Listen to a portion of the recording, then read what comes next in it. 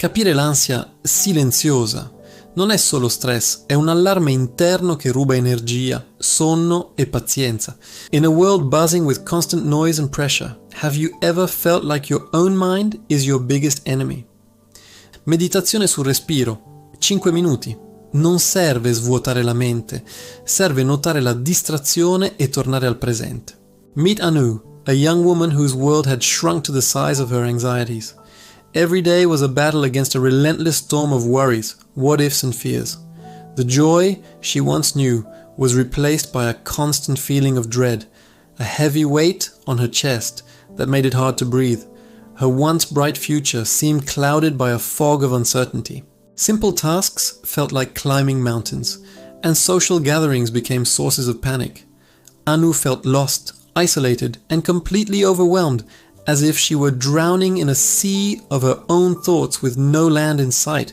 She knew she couldn't go on like this. Something had to change. Desperate for a lifeline, Anu heard whispers of a serene monastery, nestled deep in the mountains, a place of peace and wisdom. It was said that an old monk there possessed a profound understanding of the human mind. With a flicker of hope in her heart, she embarked on a journey, leaving the chaos of the city behind. The path was long and winding, but with each step, the air grew cleaner, the world quieter. Finally, she arrived at the monastery gates.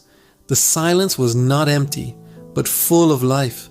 The rustling of leaves, the gentle chant of distant prayers, the soft chime of a wind bell. It was here she met the monk, a man whose eyes held the calm of a still lake and whose smile radiated a gentle warmth that immediately put her at ease.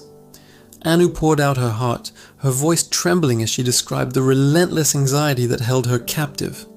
The monk listened patiently, his presence a comforting anchor in her storm. When she finished, he didn't offer complex philosophies or empty platitudes. Instead, he gently guided her to sit beside him. "Your mind is like a stormy sea," he said softly. "You cannot stop the waves, but you can learn to surf. Let us begin with your breath." He instructed her to close her eyes and simply notice the air flowing in and out of her body. "Feel the cool air as you inhale," he whispered, "and the warm air as you exhale. Don't try to change it. Just observe." At first, Anu's mind raced, jumping from one worry to another. But slowly, guided by the monk's calm voice, she began to focus on the simple, steady rhythm of her breathing. The rise and fall of her chest became an anchor, grounding her in the present moment, away from the terrifying future her mind had created. For the first time in a long time, the storm inside her began to quiet. The next day, as they sat sipping tea, Anu confessed her biggest fears. "I'm afraid I'll fail my exams," she said, "that I'll disappoint my family, that I'll never be good enough." The monk listened, then asked a simple question. "Is that thought absolutely true?" He encouraged her to examine her negative thoughts like a detective. "What evidence do you have that you will fail? Have you not succeeded before? What is a more balanced, realistic way to see this situation?" He taught her to challenge the harsh inner critic that fueled her anxiety. Instead of "I'm going to fail," she learned to say, "I'm worried about my exams, but I will prepare as best I can, and that's all I can do." This small shift in perspective was revolutionary. Anu realized her thoughts were not facts. They were just thoughts, and she had the power to question them, to challenge their authority, and to choose a more compassionate and realistic narrative for herself. Observing Anu's erratic sleep patterns and aimless days, the monk spoke of the power of structure. "Anxiety thrives in chaos and uncertainty," he explained. "A simple routine is like a sturdy raft in a turbulent river. It provides stability and a sense of control when everything else feels unpredictable." Together, they designed a gentle daily schedule for Anu. It wasn't rigid or demanding, but it was consistent. Waking up at the same time, a short morning meditation, scheduled meals, time for study, and a designated time to wind down in the evening. At first, it felt artificial, but soon Anu discovered the profound comfort in this predictability. Knowing what came next quieted the part of her brain that was always scanning for threats. The routine freed up her mental energy, allowing her to focus on the task at hand instead of worrying about the endless possibilities of the day. It gave her a sense of accomplishment and proved that she could, in fact, manage her own life.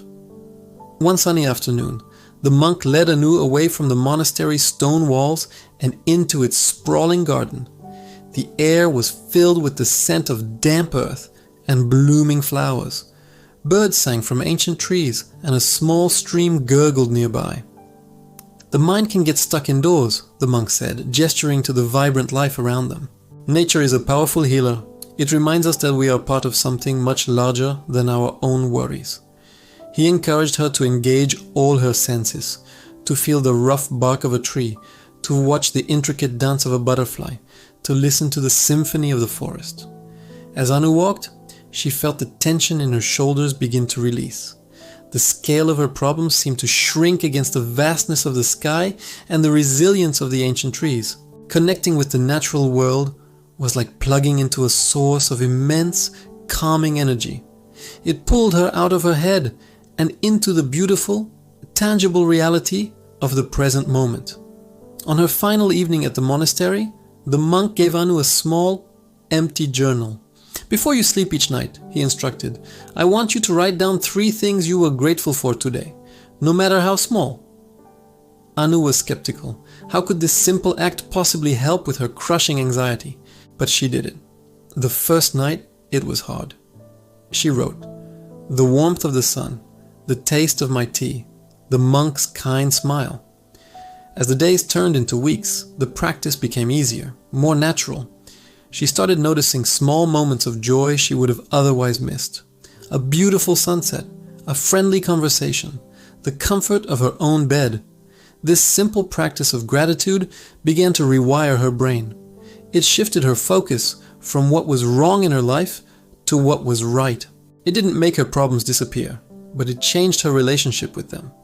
She learned to hold her anxiety and her gratitude at the same time, realizing that her life, even with its challenges, was also full of beauty and moments worth cherishing.